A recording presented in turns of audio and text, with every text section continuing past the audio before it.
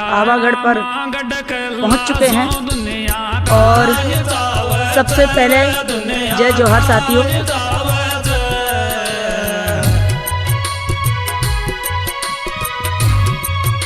उस पथिक की क्या परीक्षा जिस पथ पर यदि कोई सूल ना हो, और उस नाविक की क्या परीक्षा यदि पानी की धारा विपरीत ना हो। साथियों, में इतना कहने के लिए और ये बात बताने के लिए और हर्ष और खुशी की बात है हमारे लिए कि जिन धरोहरों के बारे में हमें आज तक पता नहीं था, जो हमारी नज़रों में या हमारे इतिहासकारों की नज़रों में हमारे सामने नहीं आ पाई थी, और इतिहासकारों के द्वारा जिसे बताया गया है, या फिर एक ये विवाद जो हुआ है, विवाद क्या है ये आप सब जानते हो, क्योंकि सोशल मीडिया पर पूर्ण रूप से इसको वर्णित कर दिया गया है। और मामला ये था कि छोटे से शब्दों में आपको बताना चाहूँगी कि मकान मेरा है तो नेम प्लेट दूसरे की कभी नहीं लग सकती। नेम प्लेट उसी की लगेगी जिसका घर है। पर मैं फिर भी सुदर्शन जी का और वो राणा जी का धन्यवाद अर्पित करना चाहूँगी कि हमारे पूरे समाज को उन्होंने बताया कि ये हमारी विरासत है। ठीक है, इतना आपका आशीर्वाद और आपको धन्यवाद मिल गया। अब आप सुने आगे से कि हम आदिवासी महिलाएं जो हैं और आदि पुरुष, ये जो प्रकृति आप देख रहे हैं चारों तरफ, अच्छे से इसको देख लीजिए आप। ये प्रकृति संरक्षण हमारा दायित्व है। एक एक बात को मैं टाइमलाइन पर इसलिए आई हूँ ताकि सभी धर्म विशेष इससे जुड़े हुए हैं, और मैं अपनी बात आप तक इसलिए पहुंचाना चाहती हूँ।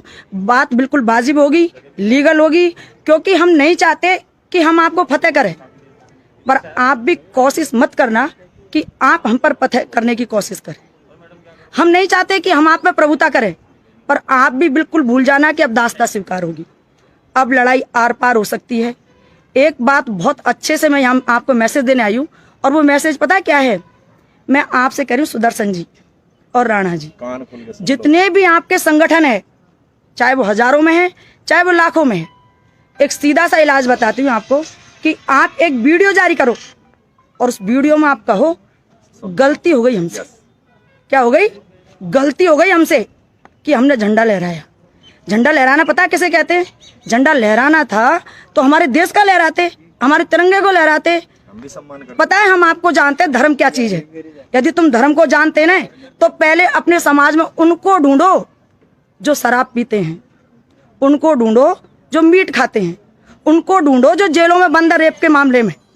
ठीक है, हमारे समाज की तरफ बाद में आना, पहले शुरुआत घर से होती है, खुद के समाज से होती है।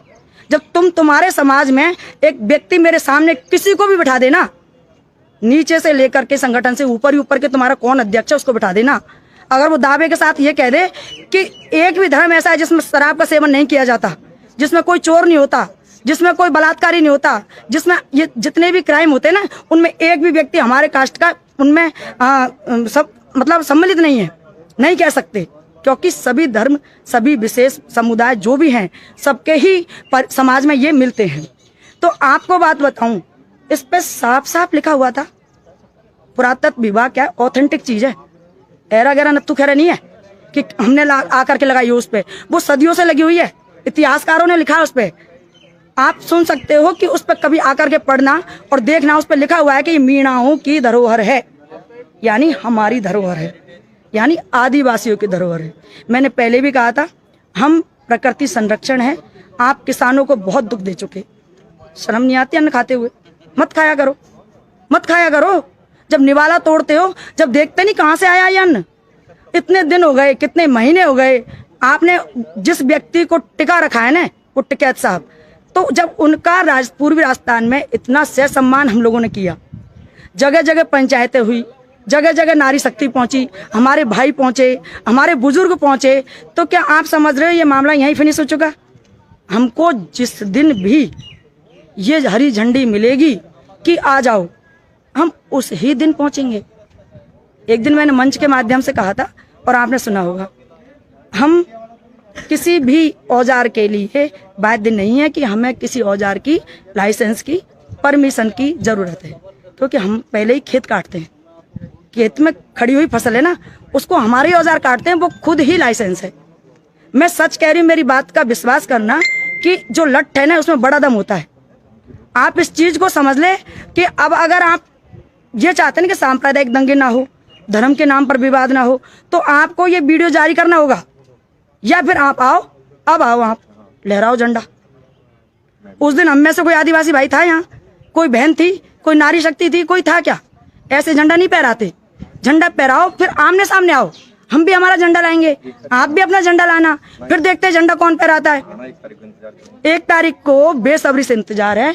मैं ये देखने के लिए निकली थी आज कि जिस धरोहर के बारे में मैं बिल्कुल नहीं जानती, आज उसको अच्छे से विजिट करती हूँ, उसे देखती हूँ, ताकि ऑथेंटिक रूप से आपको कुछ चीजें निकाल करके मैं दे सकूं, ताकि उसमें ये अब आमा मंदिर है, हम हमारी माँ से जी कहे, डोगरी कहे या माई कहे, क्या फर्क पड़ता है? हमको आमा ही कहने दो ना। आप क्यों अंबिका कहलवाने पे तुले हो? क्यों कहलवाने पे तुले हो? प्रकृति संरक्षण हमसे ज्यादा आप नहीं समझ सकते। हम जब किसी भी मंदिर में या देवी स्थान पर कहीं भी जाती है ना, बालाजी के स्थान पर या हमारे परीत पे, भूमिया पे, हमारी जो हमारी कुल देवी है, पिपड़ाज माता है और घटवासन है, खोर रही है, तो हम माता बहनें अपनी झोली में बाजरा, ज्वार ये सब लेके जाती हैं। पता क्यों? इन्हें हमारी अम्मा या माता या ये जगदम्बा तो नहीं खाती ना, क्योंकि इन्हें हमारे पक्षी खाते हैं। तो हम साथ लेके चलते हैं संस्कृति को, हमारी प्रकृति को। और आपको मजाक लगता है? कभी हमने आपके मंदिर पे जाकर के हमारा झंडा लहराया? नहीं लहराया। तो आप क्यों कोशिश कर रहे हो? क्यों कोशिश कर रहे हो? सोचो तो सही, कितनी गलत बात है। क्या कब्जा करना सीखा आप लोगों ने? यही सिखाती है आपकी संस्कृति। और जिस श्री राम के बारे में आप बात करते हो ना, उस श्री राम के जिसके आगे आपने स्त्री लगा दिया, हम लोग उठते से ही राम राम करते थे, करते हैं। पता है क्यों करते हैं और क्यों करते थे?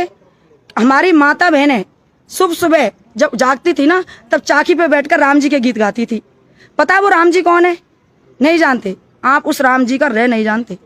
यदि जानते ना तो इस तरह का वाद विवाद नहीं फैलाते, क्योंकि राम जी वो है जिसके आगे मर्यादा पुरुषोत्तम लगा हुआ है। हम उसको फॉलो करते हैं, हम उसको मानते हैं, क्योंकि उसने जितने भी कार्य किए अच्छे किए। उसके साथ हमारे भीलों ने दिया था, केवट था, सबरी थी, सभी उस जात उसके साथ थी। उसके उनका युद्ध में भी हम लोगों ने सपोर्ट किया था। क्यों किया था? क्योंकि वो मर्यादा पुरुषोत्तम राम थे। वो दारू नहीं पीते थे, वो शराब का सेवन नहीं करते थे, वो किसी की बहन बेटी को उठा के नहीं ले जाते थे, चोरी में नहीं थे, चकारी में नहीं थे। हम करते हैं ग्रेट विचारों को। हम तो कृष्णा जी के मंदिर में भी जाते हैं, हम तो वहां पर भी जाते हैं कि ये धर्म, ये समुदाय, चलो ठीक है, इसमें ये अच्छी बात है, उस बात को ले लीजिए। और आप हमें बाध्य करोगे कि जय श्री राम बोलो, हम तो राम राम बोलेंगे, नहीं बोले। अब तो ये बाध्यता की बात है कि धर्म ऐसे नहीं मनाया जाता। आस्था दिल से होती है, आस्था दिल से निकलती है। किसी को जबरदस्ती बाध्य नहीं किया जा सकता कि आप ये मानो, आप वो मानो। हमारे शास्त्र में बूढ़न देव मने, ठीक है, पपड़ाज मनती है, ठीक है, और मेरे घर के इनके कैला देव मने पियर में, और परीत मने। अब तो हमारे घर के ही बाध्य कौन करेगा? छोरी जना से परीत मानती आ रही है, तुम्हारे बूढ़न को नहीं दुख है। क्या तरीका है ये? इस तरह से देश में, इस देश को चलने दो, इस देश के युवाओं को जीने दो, इनको पथ भ्रष्ट मत करो। क्योंकि युवा के पास जोश है और वो एक आंधी की तरह होता है, एक बवंडर की तरह होता है, उसको मत जगाओ आप। क्योंकि हर कोई अपने पुरखों की विरासत को, अपनी धरोहर को। सॉरी, बीच में एक कॉल आ गया था। तो दोस्तों, मैं आपसे कहना चाहती हूँ, हमारे आदिवासी भाइयों से कहना चाहती हूँ, हमारी नारी शक्ति से कहना चाहती हूँ, देखो कभी भी जब इतिहास पर या हमारी धरोहर पर इतिहासकारों ने भी बताया है, और जितनी भी जगह, मैं तो बहुत खुश हूँ कि हमारे इतिहास में अब निकल करके आती हैं, जहाँ भी हमारी धरोहर है हम उनको सहेजेंगे, उनको पर्यटन स्थल बनाएंगे ताकि हम उनका रखरखाव कर सके। मैं तो बहुत खुशी हुई कि यहाँ पर इन्होंने झंडा लहराया, जिससे हमारा पूरा समाज एक यूनिटी बन गई, एक एकता का परिचय दिया है। नारी शक्ति से भी मैं कहना चाहूँगी, और सबसे पहले मैं आदिवासी पुरुषों से कहना चाहूँगी कि जब भी आप आए आंदोलन में, तो आपके घर से एक महिला तो मैदान में होनी ही चाहिए। आप अकेले उठ करके नहीं आए, गलत बात है। उनको भी तो पता चले कि हम संघर्ष कर रहे हैं, हम लड़ाई लड़ रहे हैं। जब तक आपकी परमिशन नहीं मिलती, आप उठ करके आ जाते हो, महिलाओं को घर छोड़ देते हो। जब ये आदि शक्ति है, और जो कहते हैं ना कि धर्म की परिभाषा, मंत्र हम लोगों को जो आप लोग हैं जिसे सनातन धर्म आप कह रहे हो, हम लोगों को शुरू से आप ठेठ गंवार बोलते हो। मैंने भी सुना था बहुत पहले, मैंने भी इन चीज़ों का सामना किया था। और मैं चूँकि पढ़ी लिखी महिला हूँ, आप यदि विश्वास ना करें और एक भी भाई इस पर यूँ लिख करके दे दे तो मैं आध घंटे तक मंत्र पढ़ सकती हूँ। अब बिठा दो किसी पंडित को।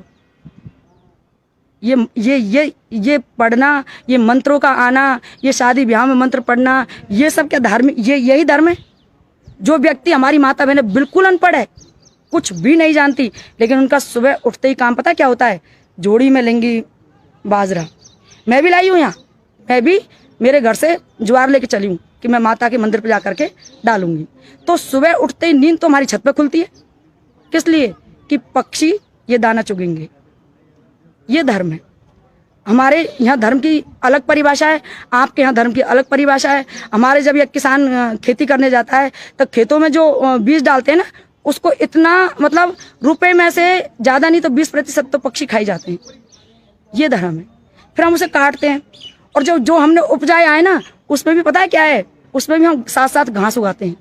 आपने देखा बाली ऊपर आती है और डंठल नीचे लगते हैं, ठीक है? तो हम उनको जब काटते हैं तो तूड़ा बनता है। यानी हमने हमारे लिए तो नहीं उपजाया, पशुओं को भी साथ लेके चले हैं ना। तो तुम्हारी ऐसी प्रवृत्ति,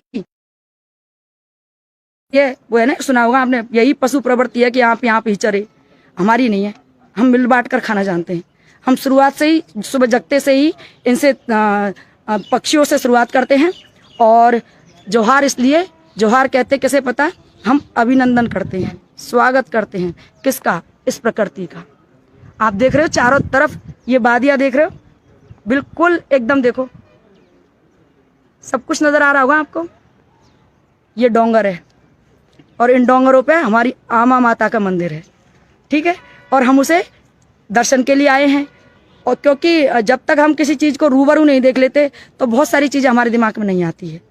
तो साथियों, 1 अगस्त को मुझे नहीं लगता, ये मेरे अपने पर्सनल विचार है, दावे के साथ तो नहीं कह सकती, लेकिन मुझे नहीं लगता कि हाँ सुरजन जी, वो सुदर्शन नाम, कितना सू लग जाने से आगे चीजें, आगे उसके सू लगने से कुछ चीजें शुभ हो जाती है और कू लगने से खराब हो जाती है। तो आपको सुदर्शन जी थोड़ा सा सोच लो, एक वीडियो जारी कर दो। देखो, समाजों को इस तरह से, युवा साथियों को इस तरह से बढ़ा करके उचित बात नहीं होगी। अगर आप वाकई में धर्म की परिभाषा जानते हो, मर्यादा पुरुषोत्तम को यदि वाकई में आप फॉलो करते हो, तो आपको एक वीडियो जारी करना चाहिए जिसमें आप ससम्मान कह दीजिएगा कि मेरे से गलती हुई है और मुझे झंडा नहीं लहराना चाहिए था, क्योंकि हमारे पास है झंडा आदिवासी समाज का, जिसे हम लहरा लेंगे। आपका तो मैंने एक बार शुक्रिया अदा कर दिया, और वो शुक्रिया ये है कि आपने हमको हमारे धरोहर से रूबरू करवा दिया, परिचित करवा दिया, और बहुत बहुत मेहरबानी आपकी। और यदि आप आते हैं तो अभी आपका वेलकम है, बहुत सारे लोग आएंगे आपके स्वागत के लिए और हम भी उनमें होंगे। तो ऐसी बात है। मैं अभी हमारे साथियों से कहना चाहूँगी कि युवा साथियों से कहना चाहूँगी, मानती हूँ आप लोगों में जोश है, पर आप उसका भी परिचय देंगे। और दौड़ा तौलिया तो न कुण कहेगो छोरा, कुण कहेगो मीणा को दौला तौलिया भी ना।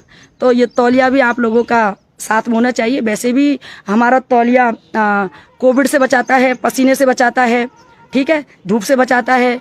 तो आप इसका इस्तेमाल करेंगे, अपने साथ लेकर आएंगे। माता बहनें अपनी पारंपरिक वेशभूषा में आती है तो बहुत बढ़िया है, क्योंकि हम जब जिस चीज़ को जीते हैं तो उस समय हमारी परिस्थिति उसके अनुकूल ही होनी चाहिए।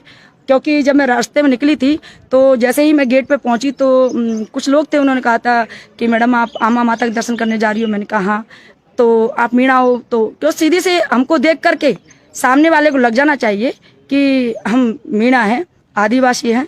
और देखो, और एक बार दिखा देती हूँ आपको, मौसम भी आप देख सकते हो। और यहाँ से मैं आपको आमा माता के जो किला है उसको नहीं दिखेगा, लेकिन फिर भी मैं कोशिश करती, लेकिन पहाड़ियों में छुपा हुआ है, क्योंकि यहाँ पर आने पर रोक लग चुकी है। और जो भाई भी यदि विजिट करने यहाँ आ रहा था वो नहीं आए तो यहाँ तक आ सकते हैं। ये सूर्य मंदिर है जो वो प्रकृति से सीधे सीधे जुड़ा है। शाम को अस्त होता है, लेकिन सुबह अपनी पूरी ऊर्जा के साथ वापस हमें ये कहने के लिए आता है कि थक गए हो तो विश्राम करो, लेकिन चलते रहो, रुको नहीं। तो ये सूर्य मंदिर है ये देखो आबादी, ये देखिए, ये देखिए। बादलों से आप एक चीज सीख सकते हो, जब बादल पानी से भरे होते हैं ना दोस्तों, तो पता है क्या होता है, जब ये नीचे आ जाते हैं। लेकिन इंसान बिल्कुल विपरीत करता है, और इंसान बिल्कुल विपरीत क्या करता है, जब उसमें औकार बढ़ जाता है ना किसी चीज का, किसी भी चीज का अहंकार, घमंड जब उसमें आ जाता है, तो प्रकृति के जैसे नहीं बन पाता। वो फिर गुस्सा या इस तरह की कोई भी चीज है, जैसे कि झंडा लहराना, इस तरह के कार्य वो करता है फिर। तो दोस्तों, आपसे विनम्रता के इसलिए कह रही हूँ कि बादल भी जब भरे होते हैं तो नीचे झुक जाते हैं। आपने देखा पेड़ भी जब फल और फूलों से लदे होते हैं तो नीचे झुक जाते हैं। तो हमें बड़े होकर के विनम्र बनना है। यदि वो माफ़ी मांगेगा तो हम माफ़ करेंगे ज़रूर, क्योंकि एक बार तो गलती करने पर सजा का हकदार नहीं होता व्यक्ति, उसे माफ़ कर देना चाहिए। लेकिन यदि वो दूसरी बार आता है, यदि वो दूसरी बार आता है झंडा लहराने, फिर कतई कोई माफ़ी नहीं होगी, बिल्कुल भी नहीं होगी। देखो, मैं आपसे फिर कह रही हूँ कि आदिवासी समाज अपनी हदों में रहता है, अपने आप में जीता है, अपनी प्रकृति का संरक्षण करता है, अपनी प्रकृति से तालमेल बनाता है। तो इसको बनाए रखने दीजिए, आप हमें मत छेड़िए। मैंने शुरुआत में ही कह दिया, हम आपको जीतना नहीं चाहते तो हम आपसे हारना भी नहीं चाहते।